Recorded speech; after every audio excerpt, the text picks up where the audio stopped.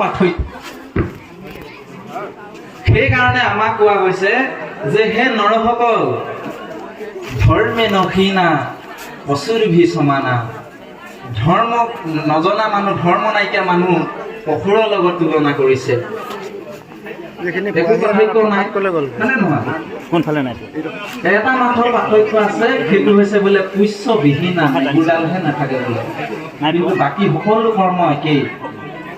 সেইকাৰণে আমাক কৈছে অকল খোৱাই বোৱাই যদি জীৱনটো অকল তাৰ মাজতে পাৰ কৰি দিব বিচাৰো, তেতিয়াহ'লে আমি পৰলোকত কান্দিব লাগিব, হয়নে? ইহেৰা আমি কি কৰিলো